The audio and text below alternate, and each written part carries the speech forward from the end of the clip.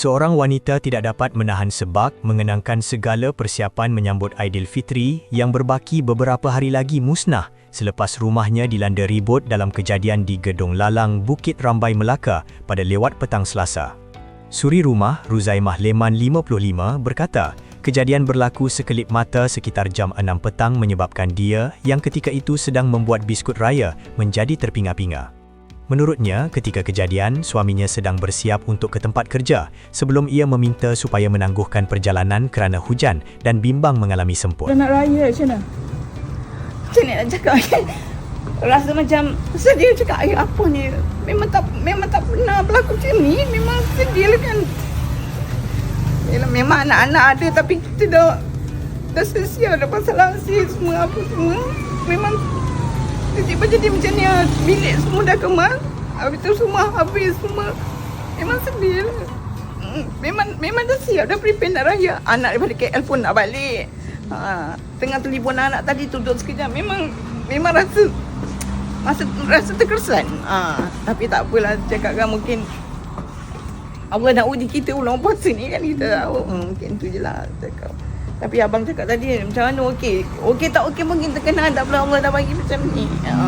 Katanya, kejadian itu turut menyebabkan bekalan elektrik terputus selain rumahnya dimasuki air selepas atap tercabut diterbangkan ribut. Menurutnya, walaupun sedih mengenangkan persiapan Aidilfitri yang hampir siap terjejas, dia tetap bersyukur kerana keluarganya selamat. Sementara itu, seorang lagi penduduk, Muhammad Asri Mahmud 29 berkata, kejadian berlaku secara tiba-tiba. Menurutnya, persiapan Aidilfitri mereka juga turut terjejas.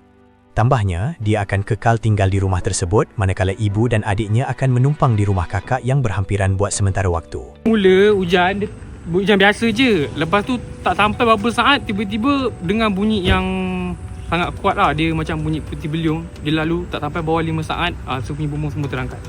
Benda tu jadi dia memang sangat cepat. Sekejap je, lepas tu dia terus jadi macam ni. Dia terus bumbung saya terangkat. Saya pun keluar daripada bilik. Saya tengok mak saya dulu. Saya dah tak fikir apa. Saya tengok mak dulu dalam bilik. Alhamdulillah mak saya selamat. Mak saya tak ada apa. Mak saya satu titik air pun tak masuk dalam hujan bilik mak saya.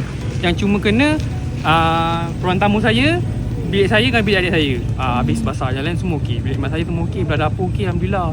Cuma bumbung belah sini lah yang dia ada efek kat bumbung sini. Tak adalah apa semua. Tapi semalam adalah juga kemar-kemar, kakak kemar apa semua. Tengah sikit je lagi, tengah kuih je air macam tu je.